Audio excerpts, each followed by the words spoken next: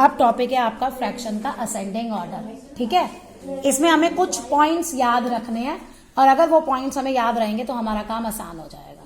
कैसे? देखो, पहला क्वेश्चन कि अगर डिनोमिनेटर सेम हो, जहां डिनोमिनेटर सेम होते हैं उन्हें हम कहते हैं लाइक फ्रैक्शन, है ना।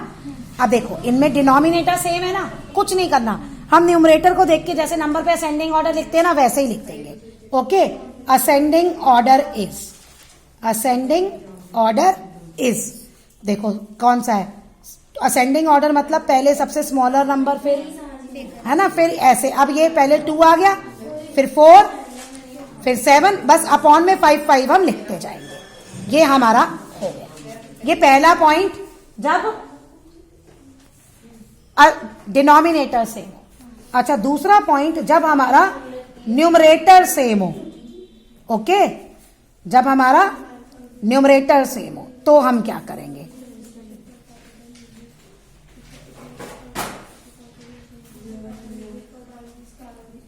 ओके, अब देखो, अब इसमें उल्टा हो जाएगा। हमें पता है कि ये डिनोमिनेटर जो है डिवाइड करते हैं तो चीजें कम होती है ना, इसलिए जो सबसे बड़ा होगा डिनोमिनेटर वो सबसे छोटा नंबर होगा। जब हमारा ये सेम हो, न्यूमरेटर सेम हो, तो जो डिनोमिनेटर सबसे छोटा है, जो सबसे बड़ा ग्रेटेस्ट नंबर है डिनोमिनेटर में, वो सबसे छोटा है। ओके, अब ये कट हो गया, इसके बाद कौन सा है? 13, ये सबसे छोटा है। अब 13 कट हो गया, ये दोनों बचे, फिर कौन सा आएगा? 9 वाला और फिर 4 वाला। तो इसमें हम अपोजिट कर देते हैं, इसमें हम अपोजिट कर देते हैं। ओके, अब थर्ड पार्ट, अब नेक्स्ट है आपका, जब आपका न्यूमरेटर भी सेम नहीं मिले, आपको डिनोमिनेटर भी सेम ना मिले, तो हम क्या करेंगे? देखो, तब हम एलसीएम लेके डिनोमिनेटर सेम करेंगे सबके, और यही काम हम एडिशन और सब्ट्रैक्शन पे भी करते हैं। ओके, देखो अब हम क्या करेंगे? 2, 5, 4 का लेंगे एलसीएम। ये आपको मेथड पता है ना, मैं तो सीधा ही सॉल्व, मतलब 5, ये आपको सबको मेथड आना चाहिए। तो जो एलसीएम है वो आ गया 4 × 5 20, इनको मल्टीप्लाई करना है सबको। ओके, अब देखो आप कैसे लिखोगे? 11/2, 3/5, 9/4। हमने ये क्वेश्चन उतार लिए। एलसीएम कितना आया?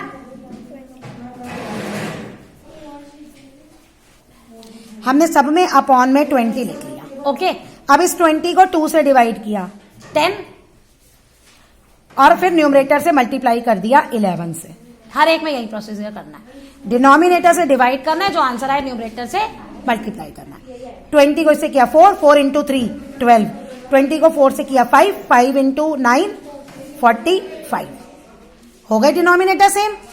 ठीक है, अब असेंडिंग ऑर्डर ना, अब ये हमारा यही क्वेश्चन बन गया। पहले हम क्या लिखेंगे? 12 वाला, फिर 45 और फिर 110, और अब इसका आप ओरिजिनल लिखोगे। 12/20 एक्चुअली क्या है? 3/5, ये क्या है?